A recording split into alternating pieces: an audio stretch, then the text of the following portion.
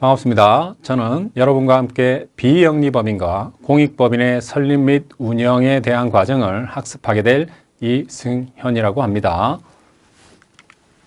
자, 본 과정에 들어가기 전에 기본적인 차례와 주요 내용에 대해서 간략하게 설명드리도록 하겠습니다.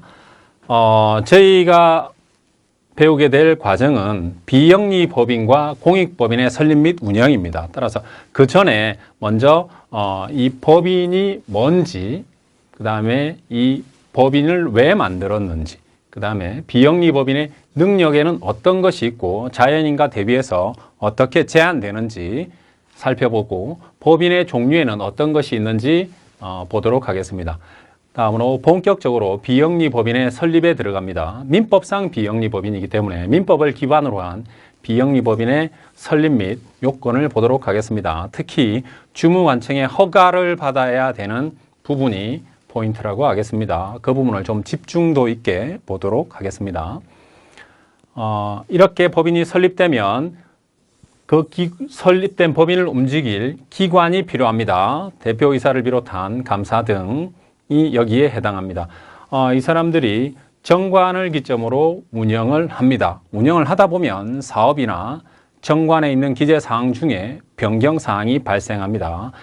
이 변경을 어떻게 할 것인가, 그 절차에 관해서 공부하도록 하겠습니다. 다음으로 기본재산의 처분과 사업관리는 정관 변경의 일환입니다. 일환이지만 사업을 하다 보면 재산이나 고유목적 사업에 대한 변경이 발생할 수 있고 주로 사업을 운용하는 것이 핵심이기 때문에 좀 더 구체적으로 살펴보도록 하겠습니다. 다음으로 이렇게 운영을 하다가 법인이 소멸하는 때가 있죠. 소멸하는 시기가 옵니다. 이러한 소멸은 자연인과 다르게 해산 및 청산이라는 두 절차를 거쳐서 소멸하게 됩니다. 여기에 대해서 공부하는 단원이 되겠습니다. 이렇게 해서 비영리법인에 대한 설립 및 운영이 끝나게 되면 저희는 공익법인의 설립 및 운영에 대해서 공부하게 됩니다.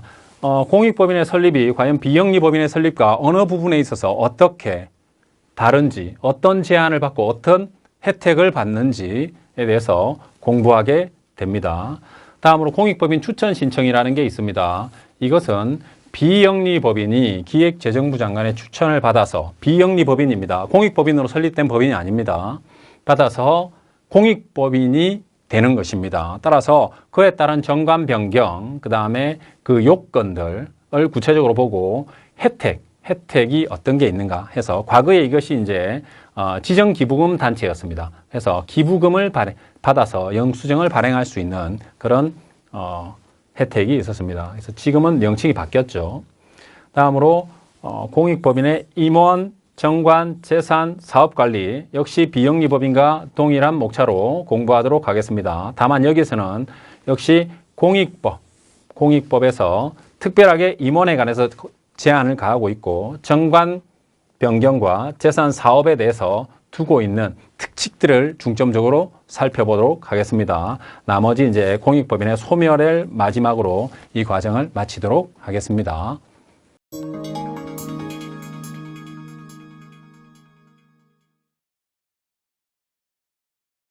이번 시간에는 법인의 개요와 비영리법인의 능력에 관해서 강의 드리도록 하겠습니다. 학습 목차. 자, 저희는 이제 비영리법인의 설립, 더 나아가 공익법인의 설립까지 나아갑니다. 공부합니다. 근데 이제 법인, 둘 다 법인이죠. 그래서 법인이 과연 뭔가?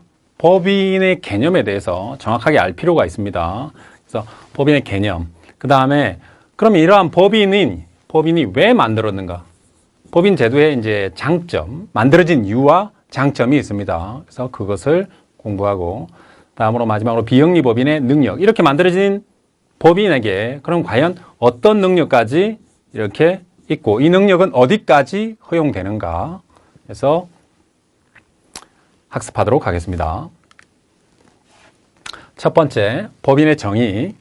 법인이라 함은 자연인 이외의 것으로, 자, 자연인은 아니죠. 이외의 것으로 법률에 의해서 인격이 부여되어 법률상 권리 의무 주체가 된 사람의 집단 또는 재산의 집단을 말합니다. 따라서 법에 의해 만들어진 점에서 자연인에 대비하여 빗대어 법인이라고 합니다. 법에 의해서 만들어졌다. 법인이라고 부릅니다. 그리고 여기서 중요한 것, 법률에 의해서 인격이 부여되어 이것을 우리는 법인격이라고 부릅니다. 따라서 여러분이 법인격이라는 단어가 좀 어려울 수 있습니다. 어려울 수 있는데 법에 의해서 만들어진 인간에게 부여된 격이다. 이렇게 해서 이걸 풀면 그럼 저것은 뭐냐? 법률상 권리 의무의 주체가 될 수 있는 것이다.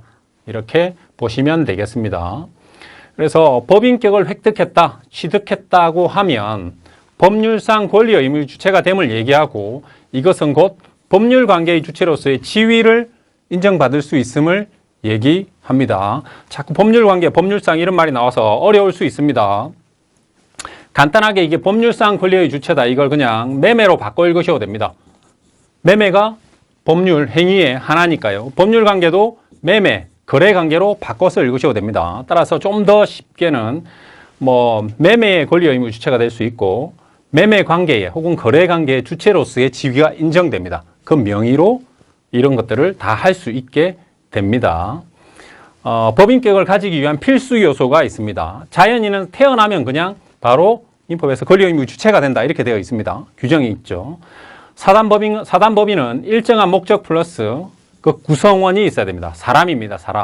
사단법인은 사람이 모인 단체라는 뜻입니다. 따라서 여기에 법인격이 부여된 것을 사단법인이라고 합니다. 재단법인은 필수 요소가 재산입니다. 물론 설립자의 일정한 의도와 목적이 있죠. 재산입니다. 재산. 따라서 이러한 재단법인은 재산의 집단이라는 뜻입니다. 이러한 재산의 집단에 법인격이 부여돼서 재단법인이 되는 것입니다. 현행법에서는 일정한 목적과 조직하에 결합한 사람의 단체를 사단이라고 합니다. 사단. 그 다음에 일정한 목적을 위하여 결합 또는 출현된 재산을 구성 요소로 하는 것을 재단이라고 합니다.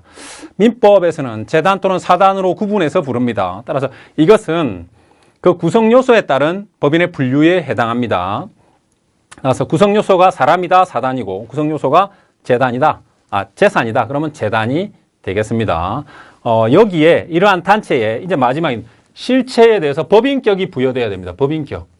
이렇게 모였다고 해서만 되는 것이 아니고 법인격이 부여될 때 법인이 됩니다. 법인이 됩니다. 자, 그러면 법인을 왜 만들었을까? 자연인이 있죠. 권리 의무의 주체인 자연인이 있습니다. 민법 제3조에 권리 의무의 주체가 된다라고 규정하고 있죠. 태어나자마자. 그런데 이 사람들이 자기 혼자 권리 의무의 주체가 되다가 뭔가 다른 큰 일을 하거나 큰 목적을 가지고 이렇게 사람들이 뭉칠 수 있죠. 이렇게 뭉칠 수 있습니다. 뭉치면 이렇게 하나의 단체가 만들어지죠. 단체가 만들어집니다. 그러면 이러한 단체가 어떤 법률 행위를 합니다. 법률 행위를 합니다. 그러면 여기에 문제가 발생합니다. 여기 만약에 단체가 100명이다. 그러면 100명의 이름으로 전부 다 이 명의를 다 해서 이 명의로 법률 행위를 해야 되느냐? 아니면 이 단체에 법인격을 부여해서 이 단체의 명의로 법률 행위를 할 수도 있는가? 그러면 이렇게 해서 법률 행위를 해서 이루어진 법률 효과가 누구한테 귀속될 것인가가 문제됩니다. 따라서 여기 100명이 있다고 예를 들었지만 100명이 다 부동산 계약이나 뭘 할 때 다 도장을 찍을 수 없죠. 그래서 거래에 불편함이 발생합니다. 거래가 불편해지죠. 그래서 이런 것들을 방지하기 위해서 거래의 편리를 위해서 법인이라는 걸 만듭니다. 여기서 법인격이 부여되면 권리 의무의 주체가 될 수 있다고 그랬죠. 그러면 이 권리 의무의 주체가 된다고 하면 또 거래 관계에서 그 명의로 할 수 있다는 겁니다. 명의로. 그러면 이 모든 사람이 다 참여하는 것보다 이 단체 한 사람의 법인 도장 하나로 가름할 수 있죠. 그래서 법인을 만든 이유는 거래관계 편의를 위해서 만들어졌다. 자, 이렇게 해서 법인이 만들어졌습니다.